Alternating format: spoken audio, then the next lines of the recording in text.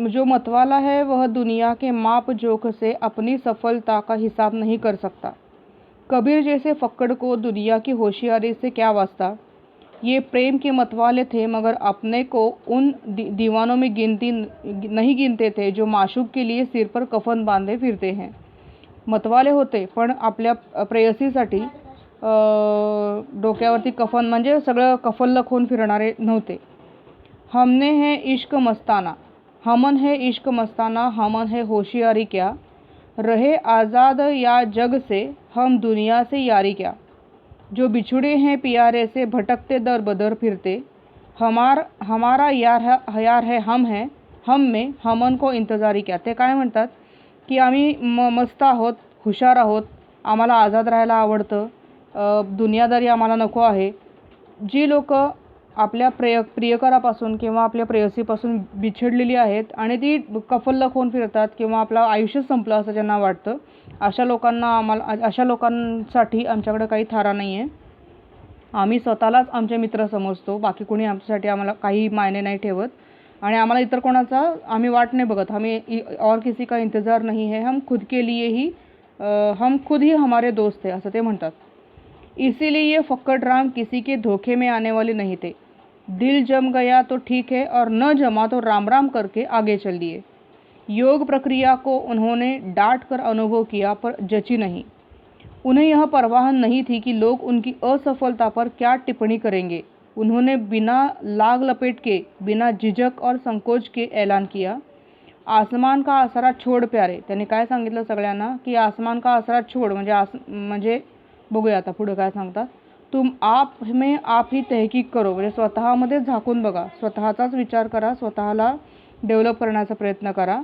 तुम छोड़ो मन की कल्पना, कल्पनेमध्ये राहू नका, वास्तवामध्ये रहा। आसमान अर्थात गगन चंद्र की परम ज्योति, जो वस्तु केवल शारीरिक व्यायाम और मानसिक श्रम दमादि का साध्य है वह चरम सत्य नहीं हो सकती।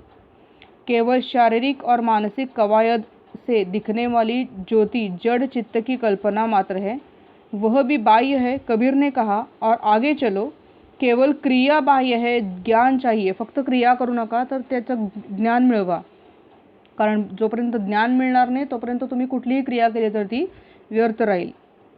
कबीर की यह घर फूंक मस्ती, फक्कड़ाना लापरवाही और निर्मम अखड़ता उनके अखंड आत्मविश्वास का परिणाम थी। उन्होंने कभी अपने ज्ञान को, अपने गुरु को और अपनी साधना को संदेह की नज़रों से नहीं देखा। अपने प्रति उनका विश्वास कभी भी डिगा नहीं। कभी गलती महसूस हुई तो उन्होंने एक क्षण के लिए भी नहीं सोचा कि इस गलती के कारण वे स्वयं हो सकते हैं। उनके मत से गलती बराबर प्रक्रिया में होती थी, मार्ग में होती थी, साधन में होती थी। वे वीर साधक थे और वीरता अखंड आत्मविश्वास को आश्रय करके ही पनपती है। कबीर के लिए साधना एक विकट संग्राम स्थली थी, जहाँ कोई विरला शूर ही टिक सकता था। कबीर जिस साईं की साधना करते थे, मुफ्त की बातों से नहीं मिलता था। उस राम से सिर देकर ही सौदा किया जा सकता था। साईं से तन पाइए, बाता मिलय न कोय, कबीर सौदा राम सौ, सिर बिन कदय न होय। यह प्रेम किसी खेत में नहीं उपजता, किसी हाट में नहीं बिकता, फिर भी जो कोई इसे चाहेगा पा लेगा। वह राजा हो या प्रजा, उसे सिर्फ एक शर्त माननी होगी। वह शर्त है सिर उतारकर धरती पर रख ले। जिसमें साहस नहीं, जिसमें इस अखंड प्रेम के ऊपर विश्वास नहीं, उस कायर की यहाँ दाल नहीं गलेगी। हरि से मिल जाने पर साहस दिखाने की बात बेकार है। पहले हिम्मत करो, भगवान आगे आकर मिलेंगे। विश्वास ही इस प्रेम की कुंजी है। विश्वास प्रेमाचं मेन जे बेस आहे तो विश्वास आहे। जिथं विश्वास नाही आहे तिथं लोक एकमेकांबरोबर चांगलं रिलेशन नाही ठेवू शकत। प्रेम न खेतो निपजे, प्रेम हे कुठल्या शेतामध्ये उपजत नाही, कुठं विकलं जात नाही। राजा प्रजा जिसे रुचे, सिर दे सो ले जाए। राजा आणि प्रजा यांचा एकमेकांवरती विश्वास असेल तर कुठलंही राजा आक्रमण करू दे, त्यांना ते हरवण्याचं सामर्थ्य त्या राज्यामध्ये असतं। सुरई सीस उतारिया, छाड़ी तनकी आस, आगैत हरि मुलकिया, अवथ देखा दास। भक्ति के अतिरेक में उन्होंने कभी अपने अपने को पतित नहीं समझा, क्योंकि उनके दैन्य में भी उनका आत्मविश्वास साथ नहीं छोड़ता था। उनका मन जिस प्रेम रूपी मदिरा से मतवाला बना हुआ था, वह ज्ञान के गुण से तैयारी की थी। युगावतारी शक्ति और विश्वास लेकर वे पैदा हुए थे और युग प्रवर्तक की दृढ़ता उनमें वर्तमान थी। इसीलिए वे युग प्रवर्तन कर सके. युग प्रवर्तन म्हणजे काय? काळ बदलू शकले ते. एक वाक्य में उनके व्यक्तित्व को कहा जा सकता है, वे सिर से पैर तक मस्त मौला थे, बेपरवाह, दृढ, उग्र, कुसुमादपी कोमल आणि वज्रदपी कठोर. म्हणजे जिथं गरज आहे तिथं अगदी फुलासारखे कोमल असायचे, पण जिथं गरज आहे, ज्या ठिकाणी कोमल राहायची गरज आहे त्या ठिकाणी कोमल राहायचे, पण ज्या ठिकाणी कठोर राहायची गरज आहे तिथं अगदी वज्रासारखं म्हणजे वेपनसारखं कठोर व्हायचे. लेसन थोडासा समजायला हार्ड आहे. एक दोनदा व्हिडिओ ऐका, लेसन वाचा आणि त्यानंतर मग ह्याच्यात काय बघू. सूचना के अनुसार कृती कीजिए. कबीर की विशेषताएं 4 लिहायचे आहेत.